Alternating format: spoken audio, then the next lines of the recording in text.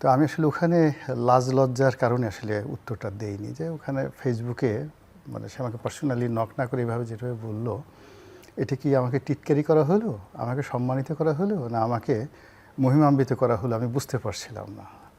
যেহেতু আপনি প্রশ্ন করেছেন, দিস ইজ দ্য প্ল্যাটফর্ম, তো আমি একেবারে রিয়েল সেই কথাগুলোই বলছি। তার একটা সোশ্যাল আইডেন্টিটি থাকে, একটা পরিচিতি থাকে। তো সেই দিক থেকে ওই যমুনাতে দাওয়াত পাওয়ার মতো আমার আসলে কোনো পরিস্থিতি নেই। আমার বিএনপির একটা সাধারণ মেম্বারশিপ নেই, মানে একজন মেম্বারশিপ নেই। তবে আমি বিএনপির কোনো কর্মী নই, আমি কোনো পেশাজীবী সংগঠনের সাথে জড়িত নই। আমার মানে যে সামাজিক পরিস্থিতি আছে, সে সামাজিক পরিস্থিতি দিয়ে কোনো এই রাজার দরবারে যাওয়ার জন্য নিমন্ত্রণ পাওয়ার নজির অতীতে কখনো ঘটে নাই, কারো জীবনে ঘটে নাই। তাহলে উনি ওখান থেকে যারা চিঠি লিখবে, সেই সিএস আরএস পর্চা অনুযায়ী গোলাম মোল্লা রনি বা এই ক্যারেক্টারিস্টিক্সের এরকম কোনো লোকের তো খুঁজে পাওয়া যায় না কাউকে। আমার মতো পর্যায়ের একটা সিঙ্গেল লোক বাংলাদেশে দাওয়াত পায় না। তাহলে আমাকে যদি দাওয়াত দিতে হয়, তাহলে তো 18 কোটি মানুষকে দাওয়াত দিতে হয়। আপনি তাকাবো না। আমাকে যদি বলে এই গদাই, এই গণেশ, এই মামু শুনো, অনেক আছে না, বা কেউ যদি বলে এই চড়াই পাখি, তা আমি তো চড়াই পাখি নই। তা আমাকে তো আমার নামে যে ডাকবে, তখন ওই ভবনে যারা দাওয়াতে গেছেন, যারা যারা কার্ড পেয়েছেন, তাদের সবারই একটা পরিস্থিতি আছে। আমার সেই পরিস্থিতিটা আমরা next never ever in life.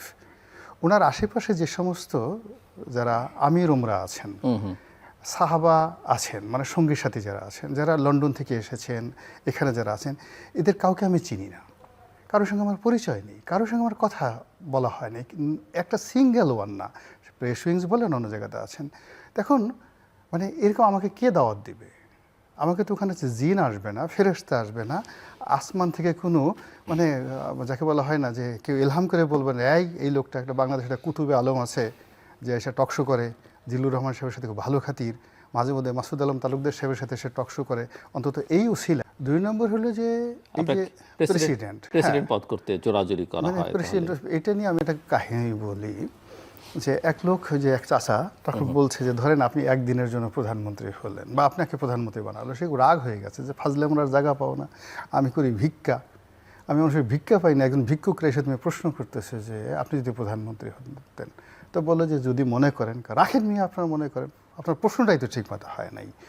First thing হলো, এদেশে যারা প্রেসিডেন্ট হয়েছেন বা আগামীতে হবেন, দে হ্যাভ হিউজ কোয়ালিটি, যে কোয়ালিটির মানে প্রেসিডেন্টের দূরের কথা, প্রেসিডেন্ট ভবনের ধারে কাছে যাওয়ার মতো অবস্থা আমার নাই। ফলে যেদিকে আকাশের দিকে তাকানো, কিছু কিছু জিনিস আছে, তাকালে শরীরে আগুন ধরে যায়।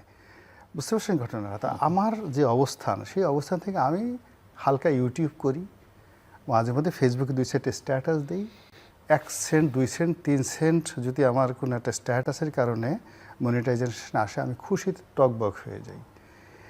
আর কোনো একটা স্ট্যাটাস দিলে যদি একটু ভালো লাইক হয়, কমেন্ট হয়, আমার চাহিদা এই পর্যন্তই। আমার ছোট একটা ব্যবসা আছে, এই পর্যন্ত থাকে। আমার এখানে কিসের রাজা, কিসের মধ্যে আমি মানে আমার মতো লোক যারা আছে তাদেরকে একটু গণভবনে যদি মাঝে মধ্যে দাওয়াত করা হয়, এবং তারা যদি গণভবন তো এখন আর নেই, মানে যমুনাতে দাওয়াত করা হয়, এবং তারা যদি প্রধানমন্ত্রীর সামনে যায়, একটু কোলাকুলি করে, দেখা সাক্ষাৎ করে, এতেই মোটামুটি সরকারের যে জনপ্রিয়তা যতটুকু আছে এটা শেষ হয়ে যাবে, আর কিছু করার দরকার নেই। তো এই হলো আমার অ্যানসার আর কি। হ্যাঁ, এটা নিয়ে খুব ইন্টারেস্টিং একটা, ঈদের রেস্ট আমাদের এখনো কাটেনি। আমরা সত্যিকার অর্থে সবাই একটু ওভার অ্যাক্টিং করতে চাচ্ছে, যে যার মতো করে যেখানেই থাকছে সবাই একটু ওভার অ্যাক্টিং করতে চাচ্ছে। তাতে আমার কাছে মনে হলো যে বিরোধী দলীয় যিনি নেতা, তার যে বয়স, তার যে চেহারা, তার যে সুরো, তার যে আকার আকৃতি, তার যে দাড়ি মোবারক, তার যে পোশাক, মানে এর সঙ্গে আসলে উনি যে কাজগুলো করতে চান, এটা আসলে মানায় না। তো আমাদের দেশে অতীতে অনেকেই তো বিরোধী দলীয় নেতা ছিলেন, শেখ হাসিনা ছিলেন, বেগম খালেদা জিয়া ছিলেন, আর অনেকেই ছিলেন, কিন্তু উনি এমন কিছু করছেন এখানে দাঁড়িয়ে যে কাজগুলো অতীতে কেউ কখনো করেনি, এমনকি অন্য কোনো দেশে করেনি। তো সেই দিক থেকে উনি এই বিদেশি কূটনীতিবিদদের বা বিভিন্ন লোকদেরকে দাওয়াত করছেন, দাওয়াত করে কাউকে সামনে থেকে জড়িয়ে ধরছেন, কাউকে পিছন থেকে জড়িয়ে ধরছেন, কাউকে কুলাকুলি করছেন। ইটস এ যাকে বলে এক্সট্রা অর্ডিনারি ডিফারেন্ট।